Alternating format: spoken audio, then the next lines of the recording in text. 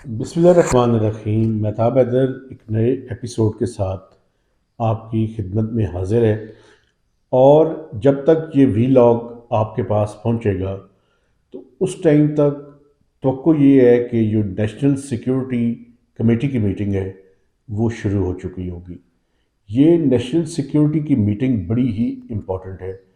Important اس context میں ہے کہ ابھی ریسنٹلی آپ نے دیکھا ہوگا کہ سپریم کورٹ کے 3 رکنی بینچ نے اپنی ورڈکٹ دے دی، اور اس ورڈکٹ کے تحت انہوں نے یہ کہا کہ 3 ماہ کے اندر، جو پہلے انہوں نے کہا تھا اس کے تحت انتخابات پنجاب کے اندر ہونے چاہیے۔ کے پی کا انہوں نے کہا کہ وہ پٹیشن ہمارے سامنے نہیں ہے، اس لیے پنجاب کے انتخابات کے حوالے سے انہوں نے اپنا فیصلہ صادر کر دیا۔ کل قومی اسمبلی نے اس کے خلاف ایک قرارداد اپروو کی، اور پرائم منسٹر کو یہ باؤنڈ کیا انہوں نے کہ وہ اس جو اقلیتی فیصلہ ہے اس کے خلاف اقدامات کریں، اور ماننے سے بیسیکلی قومی اسمبلی نے انکار کیا۔ کیبنٹ پہلے ہی اس فیصلے کو ریجیکٹ کر چکی ہے۔ اس سارے کانٹیکسٹ کے اندر یہ بڑا امپورٹنٹ ہے کہ نیشنل سیکیورٹی کمیٹی، جس میں پاکستان کے آرمی چیف، ڈی جی آئی اور ڈی جی ایم آئی اور باقی انٹیلیجنس ایجنسیز کے لوگ اور حکومتی جو وزراء ہیں وہ اس کے ممبرز ہیں، تو بڑا امپورٹنٹ ہوگا اس کا اعلامیہ۔ یہ اعلامیہ اس لیے بھی امپورٹنٹ ہے کہ پاکستان میں یہ بحث جاری ہے ہر طرف کہ اسٹیبلشمنٹ کس طرف کھڑی ہے۔ ہر طرح کا طبقہ اور گروہ اپنی اپنی انٹرپریٹیشن جو ہے وہ کرنے میں مصروف ہے۔ مثال کے طور پہ لوگ اس کے بارے میں بات نہیں کر رہے، لیکن میں چاہتا ہوں کہ میں آپ کے سامنے وہ کنٹیکسٹ بیان کروں تاکہ آپ کو وہ پوری حقائق اور پورا وہ سیاق و سباق سمجھ آئے کہ یہ کیوں امپورٹنٹ ہے۔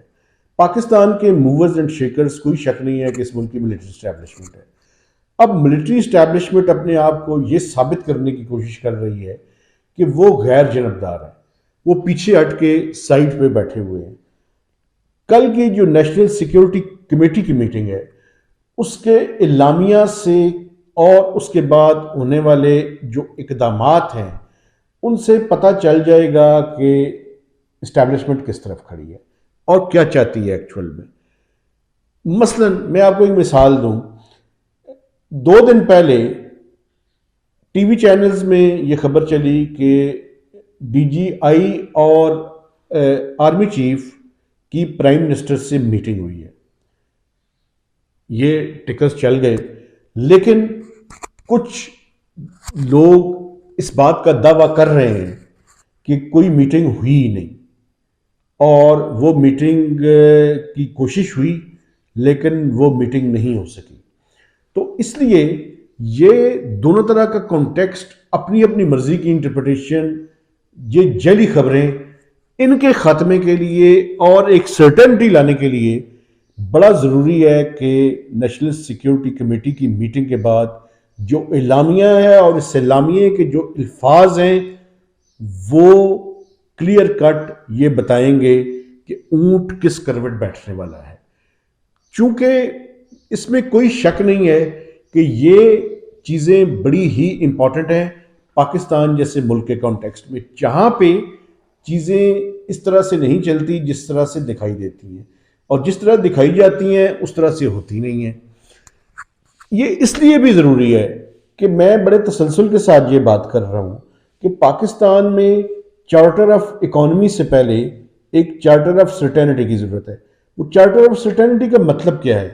چارٹر آف سرٹینٹی کا مطلب یہ ہے کہ ہمیں یہ پتہ ہو رولز آف دا گیم کیا ہیں۔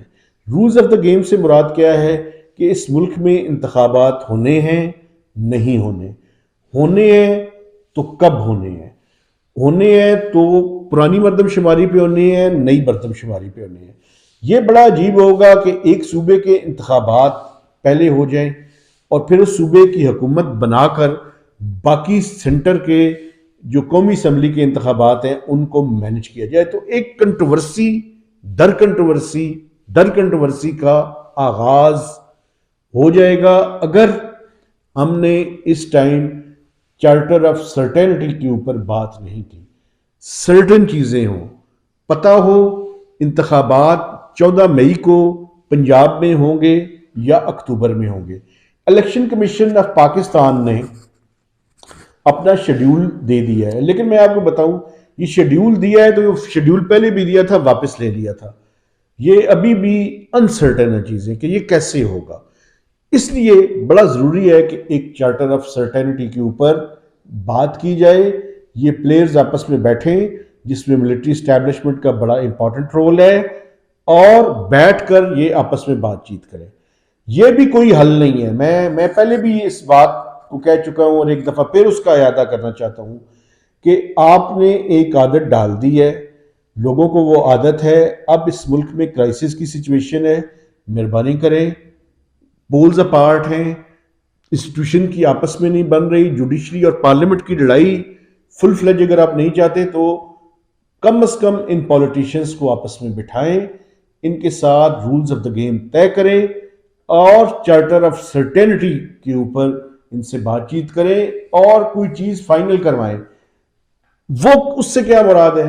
اس سے مراد یہ ہے کہ الیکشن کا شیڈیول کے بارے میں ایک کنسنسس کے ساتھ سب کو پتہ ہو، اور وہ پتہ صرف چند لوگوں کو نہ ہو بلکہ پاکستان کے لوگوں کو بھی اس سے آگاہ کیا جائے، تاکہ یہ جو غیر یقینی اور بے یقینی کی صورتحال ہے یہ ختم ہو سکے.